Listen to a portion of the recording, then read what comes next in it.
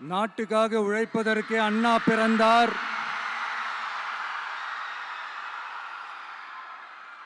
பொது நலத்தில் தானே நாள் முழுக்க கண்ணா இருந்தார்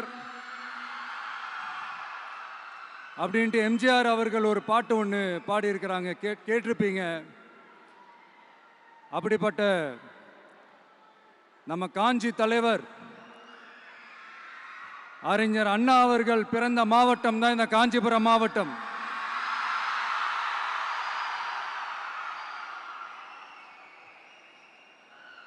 தன்னுடைய வழிகாட்டின்றதுனாலேயே தான் ஆரம்பிச்ச கட்சியினுடைய கொடியில அறிஞர் அண்ணா அவர்களை வச்சவர் எம்ஜிஆர்.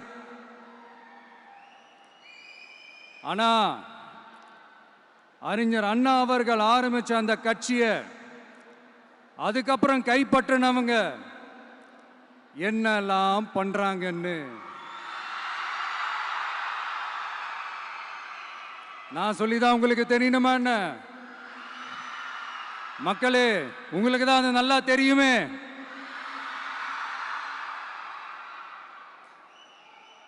தனிப்பட்ட முறையில் எங்களுக்கும் அவங்களுக்கும் எந்த பிரச்சனையும் கிடையாதுங்க.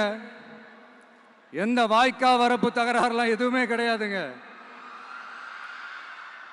அப்படியே இருந்தாலும் அது நம்ம கண்டுக்கவே போறது இல்லைங்க. தனிப்பட்ட முறையில் அவங்களுக்கு வேணா நம்ம மேல வன்மத்தோட இருக்கலாங்க. ஆனா நாமெல்லாம் அப்படி கிடையவே கிடையாதுங்க. ஆனா உங்களை என்ன நம்ம எல்லாரையும் பொய் சொல்லி நம்ப வச்சு ஓட்டு போட வச்சு ஏமாத்தினாங்கல்ல,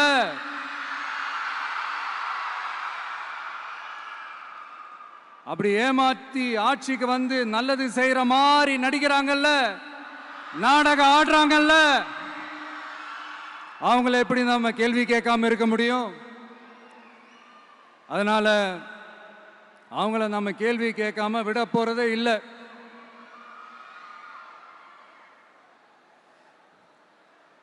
இதை ஏன் நான் காஞ்சிபுரம் மாவட்டத்தில் இருந்து நான் சொல்றேன்னா, தெரிஞ்சோ தெரியாமலோ இந்த மாவட்டத்துக்கும் நமக்கும் ஆட்டோமேட்டிக்காவே ஒரு கனெக்ஷன் ஒன்று ஏற்படுதுங்க.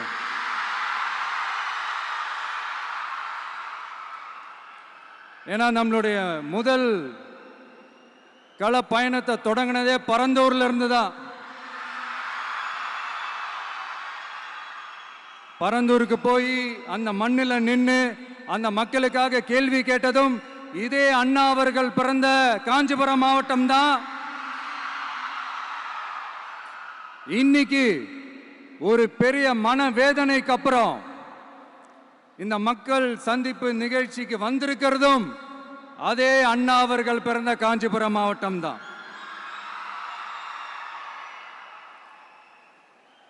அதனால நமக்கு எல்லாமும் கொடுத்த நம்ம மக்களுக்காக எல்லா நல்லதையும் செய்யணும், அதுவும் சட்டப்பூர்வமாக செய்யணும், அங்கீகாரத்தோட செய்யணும், அதிகாரப்பூர்வமாக செய்யணும், ஒட்டுமொத்த தமிழ்நாட்டு மக்களுக்கும் செய்யணும், ஒரே மாதிரி செய்யணும், ஒரே எண்ணத்தோட செய்யணும்.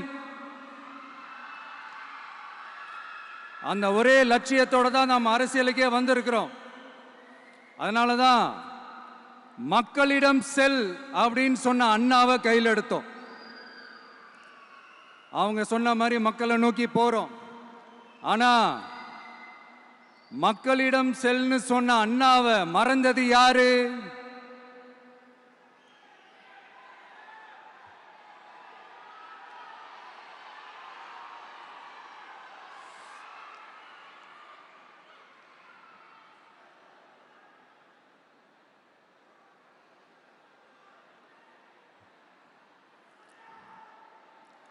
கொள்கையா? அதனப்பா கிலோ என்ன விலை என்னன்னு கேட்கிற அளவுக்கு அப்படி ஒரு கட்சியை ஒன்று நடத்திக்கிட்டு அந்த கட்சியினுடைய தலைவர் தமிழ்நாட்டு முதல்வர் சொல்றாரு, நமக்கு கொள்கை இல்லையா? எப்படி? நமக்கு கொள்கை இல்லையா? பிறப்புக்கும் எல்லா உயிருக்கும்னு ஒரு அடிப்படை கோட்பாட்டை நம்ம கட்சியினுடைய ஒரு முக்கிய கோட்பாட்டை அறிவிச்ச நமக்கு கொள்கை இல்லையா? எல்லாருக்கும் எல்லாமும் கிடைக்கணும், சமூக நீதி கிடைக்கணும். அந்த சமூக நீதி உண்மையான சமூக நீதியா இருக்கணும். சாதிவாரி கணக்கெடுப்பு நடத்தணும்னு ரொம்ப ஸ்ட்ராங்கா சொன்ன நமக்கு கொள்கை இல்லையா? CAA அறிவிச்சதுக்கு அப்புறம் அப்ப நம்ம கட்சி ஆரம்பிக்கிறதுக்கு முன்னாடியே எதிர்த்த நமக்கு கொள்கை இல்லையா? வகுப்பு சட்டத்தை எதிர்த்து உச்ச நீதிமன்றத்துக்கு முதல்ல போன நமக்கு கொள்கை இல்லையா? நீட்ட வந்தா ஒழிச்சிருவேன், நீட்ட வந்தா அழிச்சிருவேன், ஆட்சிக்கு வந்தவனே ரத்து செய்யறதே நீட்ட தான், அப்படி இப்படின்னு கதையெல்லாம் விடாம கல்விய மாநில பட்டியல சேர்க்கணும்னு சொன்னதோட மட்டும் இல்லாம அதுக்கு ஒரு இடைக்கால தீர்வை சொன்ன நமக்கு கொள்கை இல்லையா? சமத்துவம் சம வாய்ப்புன்னு ரொம்ப ஸ்ட்ராங்கா சொன்ன நமக்கு கொள்கை இல்லையா? இப்படி கொள்கையை வெறும் பேச்சில மட்டுமே பேசிக்கிட்டு எல்லா கொள்கையும் அண்டர் கிரவுண்ட்ல அடக்கி வச்சுக்கிட்டு என்னமோ இவங்களுக்கு மட்டும்தான் எல்லா கொள்கையும் குத்தகைக்கு எடுத்த மாதிரி. இவங்க கொள்கையே கொள்ளை தானே. எப்படி? இவங்க கொள்கையே கொள்ளை தானே. இதெல்லாம் மக்களுக்கு யாருக்கும் தெரியாதுன்னு நினைச்சிட்டு இருக்கீங்களா?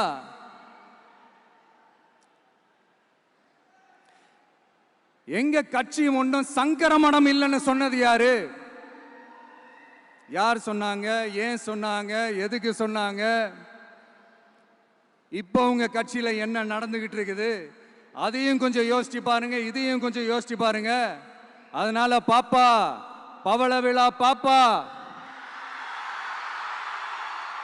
நீ பாசாங்கு காட்டாத பாப்பா.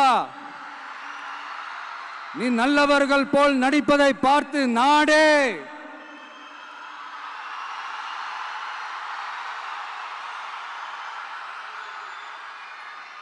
பாப்பான்னு சொன்னோம். அப்ப கூட பாத்தீங்கன்னா பாப்பான்றது ரொம்ப ஆசையா பாசமா சாஃப்டா தான் சொன்னோம். அதையே நீங்க அதிர்ச்சியா எடுத்துக்கிட்டீங்கன்னா அதுக்கு நாங்க என்ன பண்றது? அதே நீங்க விமர்சனம்னு சொன்னீங்கன்னா நாங்க என்ன பண்றது? இன்னும் நாங்க விமர்சனம் செய்ய ஸ்டார்ட் பண்ணவே இல்லையே, இன்னும் நாங்க அடிக்க ஸ்டார்ட் பண்ணவே இல்லையே, அதுக்குள்ள அலர்னா எப்படி?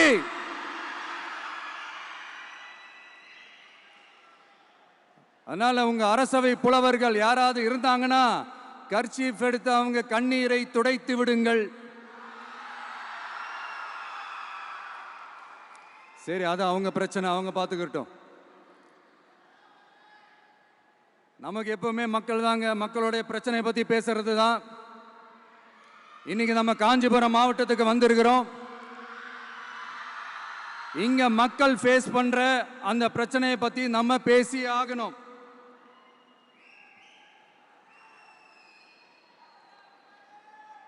இந்த காஞ்சி மண்ணை வாழ வைக்கிற ஜீவ நதி பாலாறு, உயிர் நதி பாலாறு. இந்த மக்களோட உயிரோடவும் ரத்தத்தோடும் கலந்து ஓடுவது பாலாறு. அந்த பாலாறை இன்னைக்கு பெரியார் பெயரையும் அண்ணா பெயரையும் சும்மா பேருக்கு வச்சுக்கிட்டு ஆட்சி நடத்துறவங்க என்ன பண்றாங்க தெரியும்ல? சுரண்டிட்டாங்க, கொள்ளையடிச்சிட்டாங்க, நாசம் பண்ணிட்டாங்க, மோசம் பண்ணிட்டாங்கன்னு இன்னும் என்ன வேணாலும் சொல்லலாம். ஆக மொத்தம் அழிச்சிட்டாங்க. இதை நான் ஏதோ போற போக்கில் ஏதோ அடிச்சு விடலங்க, ஆதாரத்தோட தான் சொல்றேன். அனுமதிக்கப்பட்ட அந்த லெவலை தாண்டி 22,70,000 யூனிட் மணலை கொள்ளையடிச்சிருக்கிறாங்க. ஆக மொத்தம் இதுல அவங்க அடிச்ச கொள்ளை எவ்வளவு தெரியுமா? ரொம்பலாம் இல்ல, கம்மி தான். 4,730 கோடி. கம்மி தான் இல்ல? இதுக்கெல்லாம் அவங்க ஆதாரம்லாம் கேட்க முடியாது. ஏன்னா இந்த ஆதாரம்லாம் ஆல்ரெடி கோர்ட்ல இருக்குது, அமலாக்கத்துறை டிபார்ட்மெண்ட்ல இருக்குது. அந்த டிபார்ட்மெண்ட்ல வேலை செஞ்ச சில நல்லவர்கள் அவங்க அடிச்ச அந்த கொள்ளையெல்லாம் தாங்க முடியாம வெளியில சொன்ன அந்த ஆதாரங்கள் இதெல்லாம் சம்பந்தப்பட்டவங்களுக்கு இன்னும் நல்லாவே தெரியும். அதனால இது சம்பந்தமா ஆதாரங்களை கொடுலாம் அவங்க கேட்க முடியாது.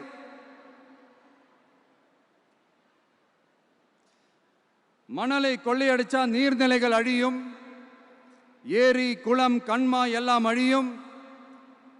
இதெல்லாம் அழிஞ்சா விவசாயம் அழியும். விவசாயம் அழிஞ்சு போனா விவசாயிகள் அழிஞ்சிருவாங்க. ஆக மொத்தம் நாம் எல்லாரும் மொத்தமா அழிஞ்சு போக வேண்டியதுதான். இப்படி மேலிருந்து கீழே வரைக்கும் ஒரு கட்சியை சிண்டிகேட் போட்டு கொள்ளையடிக்கிறத கேள்விப்பட்டிருக்கிறீங்களா மக்களே? இதே காஞ்சிபுரத்தோட உலக பெருமை நம்ம பட்டும் கைத்தறி துணியும் அதை தயாரிச்சு கொடுக்கிற கைத்தறி நெசவாளர்களும் தான். காஞ்சிபுரம் பட்டுன்னு சொன்னா உலகத்துக்கே தெரியும். ஆனா அதை தயாரிச்சு கொடுக்கிற நெசவாளர்கள் நிலை என்ன தெரியுமா? வறுமை, துன்பம், கந்துவட்டி கொடுமை.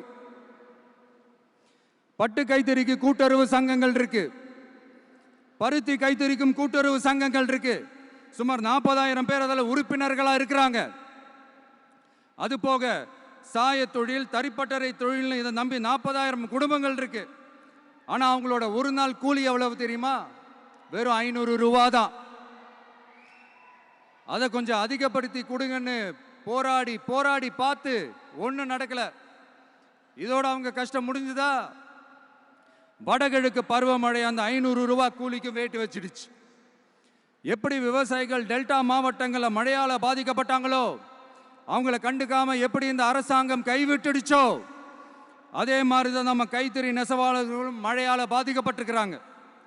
அடுத்து இந்த காஞ்சிபுரம் மாவட்டத்தோட பஸ் ஸ்டாண்டு 60 வருஷத்துக்கு முன்னாடி கட்டினதான். அண்ணா அவர்கள் ஆட்சிக்கு வந்தப்போ கட்டியிருப்பாங்க போல. அது இன்னும் புதுப்பிக்க கூட முடியாம கேட்டா என்ன சொல்லுவாங்க? அந்த லேண்ட் வந்து கேஸ்ல இருக்குது. இல்ல நான் கேட்கிறேன், ஒரு கவர்மெண்ட்னால வேற ஒரு நல்ல இடத்தை தேர்வு செஞ்சு ஒரு பஸ் ஸ்டாண்ட் கட்டி தர முடியாதா?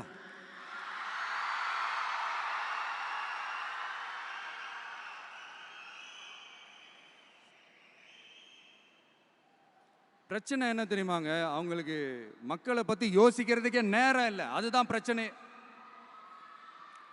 அடுத்து பாலாஜாபாத் பக்கத்துல அவலூர் ஏரி இருக்கு.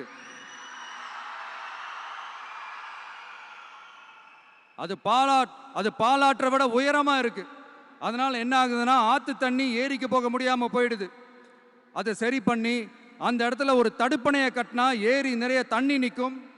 அப்படி நின்னா அவலூர் மட்டும் இல்ல, ஆசூர் உட்பட இன்னும் எத்தனை கிராமங்கள், எத்தனை ஆயிரம் ஏக்கர் விவசாயம் நல்லா நடக்கும்.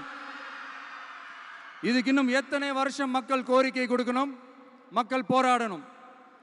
இந்த பிரச்சனையெல்லாம் இருக்கிற அதே காஞ்சிபுரம் மாவட்டத்தில் தான் பரந்தூர் ஏர்போர்ட் கட்டுற பிரச்சனையும் இருக்குது. அந்த பிரச்சனையில கண்டிப்பா நாங்க விவசாயிகள் பக்கம் தான் நிற்போம். அதுல எந்த மாற்று கருத்துமே கிடையாது. இந்த கவர்மெண்ட் பரந்தூர் விவகாரத்தில் எங்களுக்கோ இல்ல விவசாயிகளுக்கோ எந்த விதமான காரணங்கள் சொல்லி எஸ்கேப் ஆகவே முடியாது. இப்படி மக்களுக்காக மக்களோட பிரச்சனைகளை எடுத்து பேசுறதுனால இப்போ ஆட்சியில் இருக்கிறவங்களுக்கு நம்ம மேல ஒரு ஆத்திரம் வரத்தானே செய்யும். அதனால தான் நீங்க பார்த்தீங்கன்னா சட்டசபையில் ஆரம்பிச்சு ஒரு சாதாரண நிகழ்ச்சி வரைக்கும் எல்லா மேடையிலையும் மேடைக்கு மேடை டிவிக்கே தான். டிவிக்கே அவதூறு, அவதூறு டிவிக்கே, டிவிக்கே அவதூறு, அவதூறு டிவிக்கே. இதுக்கெல்லாம் கண்டிப்பா நாங்க பதில் சொல்லுவோம், சொல்லாமலாம் இருக்க மாட்டோம். இப்ப கூட கரூரை பத்தி பேசுவேன்னு எதிர்பார்த்திருப்பாங்க. அதை நான் கொஞ்சம் அப்புறமா பேசுறேன். பட் இப்போ நம்மளுடைய விஷன் என்னன்னு சொல்லணும்னு நான் கொஞ்சம் ஆசைப்படுறேன். நம்ம ஆட்சிக்கு வந்தா அது என்ன வந்தா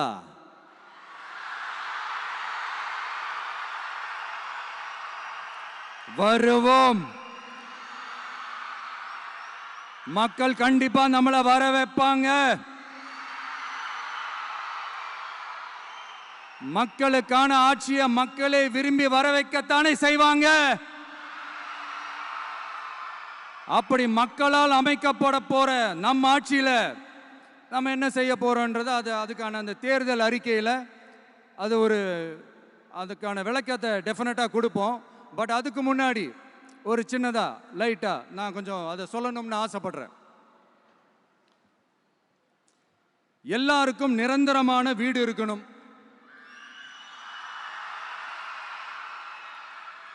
ஒவ்வொரு வீட்டுக்கும் ஒரு மோட்டார் சைக்கிள் வாகனம் உறுதியா இருக்கணும். காரும் தான் லட்சியம். அதுக்கான வசதி வாய்ப்பை உருவாக்குற அளவுக்கு பொருளாதார வளர்ச்சிக்கு வழியை உண்டாக்கணும். ஒவ்வொரு வீட்டில் இருக்கிற ஒவ்வொருத்தரும் மினிமம் டிகிரி படிச்சிருக்கணும்.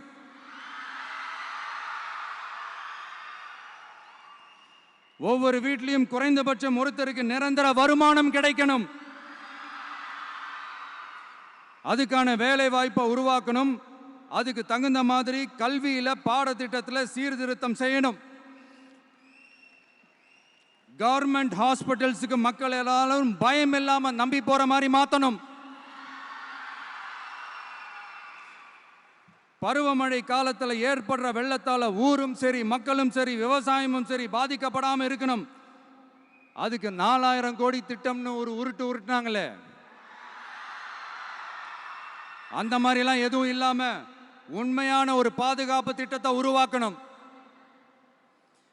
மீனவர்களோட, தொழிலாளர்களோட, நெசவாளர்களோட, அரசு ஊழியர்கள் மற்றும் ஆசிரியர்களோட கருத்து கேட்டு அவங்களுக்கான பாதுகாப்பு மற்றும் வளர்ச்சி திட்டங்களை உருவாக்கணும். உருவாக்குறது மட்டும் இல்லை, அதை செயல்படுத்தணும். முக்கியமாக இண்டஸ்ட்ரியல் டெவலப்மெண்ட்ஸில் கான்சென்ட்ரேட் பண்ணணும். எல்லாத்தையும் விட ரொம்ப ரொம்ப முக்கியம், சட்டம் ஒழுங்க ரொம்ப ஸ்ட்ரிக்டாக வச்சிருக்கணும்.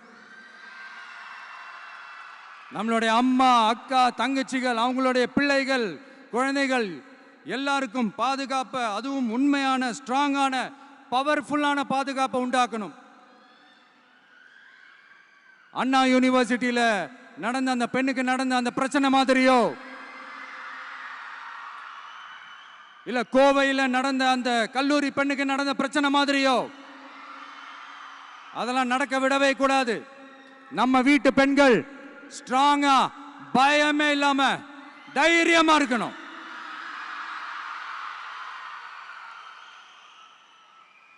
இதை எப்படி செயல்படுத்த போறோன்றது முன்னாடி சொன்ன மாதிரி நம்மளுடைய தேர்தல் அறிக்கையில் அதுக்கான விளக்கத்தை ரொம்ப டீட்டெயில்டாக கொடுப்போம். நான் சும்மா மற்றவங்க மாதிரி அவங்கள மாதிரி எல்லாத்தையும் அடிச்சு விட்டுட்டு ஏமாத்துற வேலையெல்லாம் இங்கே கிடையாது நம்ம கிட்ட. நான் மறுபடியும் சொல்றேன், நம்ம அரசியலுக்கு வந்தது உங்களுக்கு நல்லது நல்லது நல்லது மட்டுமே செய்யறது தான். எங்களுக்கு வேற எந்த அஜெண்டாவும் கிடையாது. அதனாலதான் பாத்தீங்கன்னா கொள்கை எதிரி யாரு, அரசியல் எதிரி யாருன்னு திட்டவட்டமா சொல்லிட்டு அது வெளியே சொல்லிட்டு களத்துக்கு வந்திருக்கிறோம். அதுல எந்த விதமான குழப்பமோ எந்த விதமான ஊசலாட்டமோ எதுவுமே இருக்க போறதில்ல. இந்த விஜய் சும்மா எதையும் சொல்ல மாட்டான். ஒன்னு சொன்னா அதை செய்யாம விட மாட்டான். அது மக்களுக்கு நல்லாவே தெரியும். அப்புறம் ஒரு அதிசயம் சொல்ல முடியாது, இது ஒரு கண்டுபிடிக்க முடியாத ஒரு உண்மைன்னு சொல்லலாம். அது என்னப்பா, அது தற்குறியா?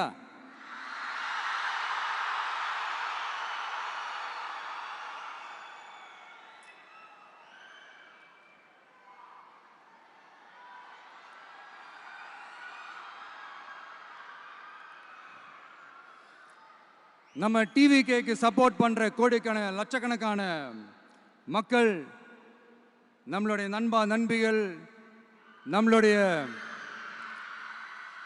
ஜென்சி கிட்ஸ் எல்லாரையும் தற்குறிகள்னு சொல்லி வாங்கி கட்டிக்கிட்டு இப்போ அவங்களாம் தற்குறியெல்லாம் கிடையாது, அப்படியெல்லாம் அவங்கள கூப்பிடாதீங்க, அவங்க சங்கிகள்லாம் கிடையாது, அப்படியெல்லாம் அவங்கள கூப்பிடாதீங்கன்னு சொல்லி ஒரு குரல். யாருடா அந்த குரல் அப்படின்னு பார்த்தா, இப்ப ரீசெண்டா அறிவு திருவிழான்னு ஒன்று நடத்தினாங்கல்ல, சாரி அவதூறு திருவிழா. அதுல அவங்க தலைமையே குழப்புற மாதிரி, அறிவு கண்ணை திறந்து வைக்கிற மாதிரி ஒருத்தர் பேசியிருக்கிறார். அவர் யாருன்னா அது அவங்களோட எம்எல்ஏவே. அந்த எம்எல்ஏ யாருன்னா நம்மளுடைய கொள்கை தலைவர்கள் ஒருத்தரான மக்கள் சேவகர் அஞ்சலை அம்மாளோட சொந்தக்காரர். என்னடா இது இப்படி ஆகி போச்சு? டிவிகேக்கு சப்போர்ட் பண்ற மாதிரி நம்ம கட்சியிலேருந்தே ஒரு குரல் வருதுன்னு சொல்லி தலைமையில் ஃபுல்லா கன்ஃபியூஷன். அந்த கன்ஃபியூஷன் இதோட நிக்காது. அந்த ஆதரவு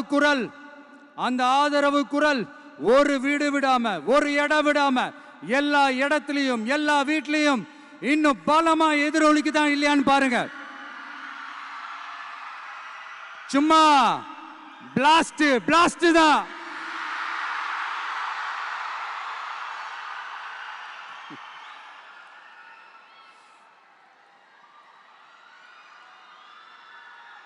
இது இன்னைக்கு நேத்தெல்லாம் நடக்கலைங்க. 1972லயே நடந்து முடிஞ்சிருச்சு. எப்போ எம்ஜிஆர் அவர்கள் கட்சி ஆரம்பிச்சாங்களோ அப்பவே அது ஒரு கூத்தாடி கட்சி.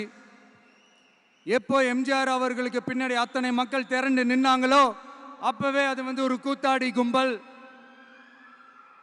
நடிகர் கட்சின்னு சொன்ன ஒருத்தர் அதுக்கப்புறம் எம்ஜிஆர் கூடயே போய் சேர்ந்துட்டாரு. இன்னொருத்தர் இவரெல்லாம் ஒரு ரவுண்டு தாங்க வருவாரு, ரெண்டாவது ரவுண்ட்லாம் காணாம போயிடுவார்னு சொல்ல இன்னொருத்தர் அதுக்கப்புறம் போய் எம்ஜிஆர் கிட்டே போய் சேர்ந்துட்டார். ஸோ இந்த மாதிரி இவங்க 2 பேர் மட்டும் இல்லை, ஒட்டுமொத்த தமிழ்நாட்டு மக்களும் எம்ஜிஆர் அவர்கள் கூட தானே போய் சேர்ந்தாங்க.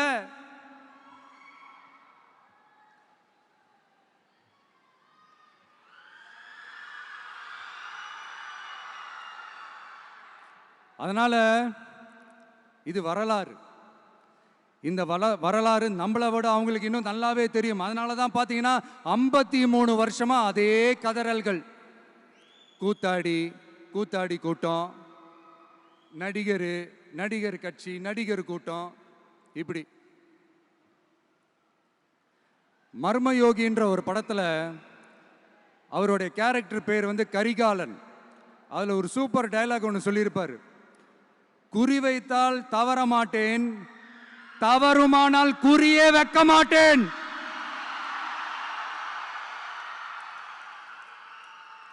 இதெல்லாம் யாருக்கு சொல்றோம், எதுக்கு சொல்றோம்னு புரிய வேண்டியவங்களுக்கு புரிஞ்சா நல்லா இருக்கும். ஏண்டா இந்த விஜய தொட்டோம்?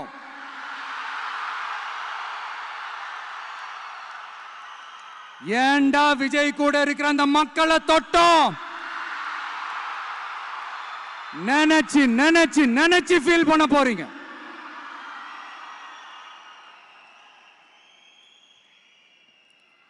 அப்புறம் நமக்கு இந்த அரசியல் புரிதல்லாம் இல்லை, அது இல்லை, இது இல்லை.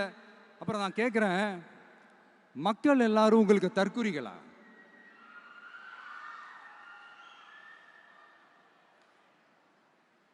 அதே மக்களோட ஓட்டு வாங்க போற நாம தற்குறிகள்னா அப்ப இவ்வளவு நாள் அதே மக்கள் கிட்ட இருந்தானே நீங்க ஓட்டு வாங்கிட்டு இருந்தீங்க. அப்ப நீங்க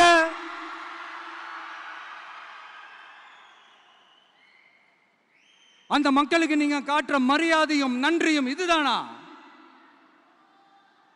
ஒண்ணு மட்டும் சொல்றேன், எழுதி வச்சுக்கோங்க. இந்த தற்குறின்னு சொல்றீங்கல்ல, இந்த தற்குறிகள்லாம் ஒன்னா சேர்ந்துதான் வாழ்நாள் பூரா விடையை கண்டுபிடிக்காத முடியாத அளவுக்கு உங்க அரசியலே ஒரு கேள்விக்குறியாக்க போறாங்க.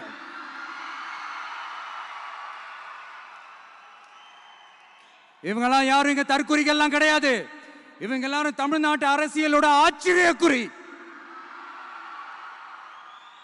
இவங்க எல்லாரும் தமிழ்நாட்டு அரசியலோட அந்த மாற்றத்திற்கான அறிகுறி. சும்மா லாஜிக்கே இல்லாம தற்குறி.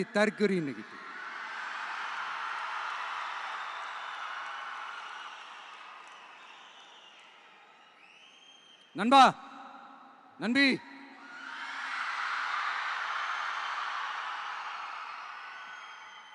எல்லா மேடையிலும் ரிப்பீட்டடா ஒரு விஷயம் நான் சொல்லுவேன்ல, இப்ப நீங்க சொல்லுங்க. ஒண்ணு, இன்னொன்னு, ரிப்பீட். ஒண்ணு. இன்னொன்னு, இந்த போட்டி எப்படி இருக்க போகுதுன்னா, மக்களோட மக்களா நிக்கிற நமக்காக மக்களே டிசைட் பண்ணி போறாங்க. My dear sir, my dear uncle,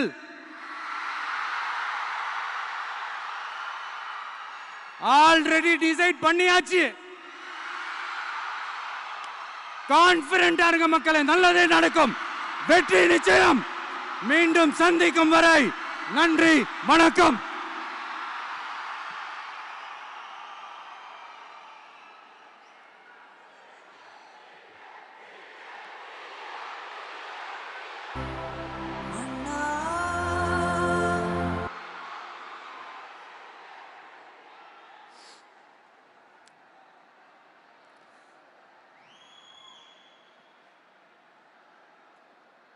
வெளியில போக பர்மிஷன் கிடைச்சவொன்னே கூடிய சீக்கிரம் வெளியில வருவோம். அதனால தான் இப்படி ஒரு ஏற்பாடு. எல்லாரும் இருந்து சாப்பிட்டு போகணும்.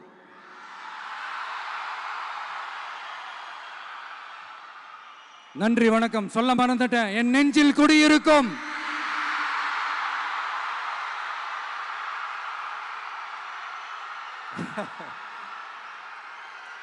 Sorry, slip my mind. Thank you. மீண்டும் சந்திக்கும் வரை நன்றி, வணக்கம்.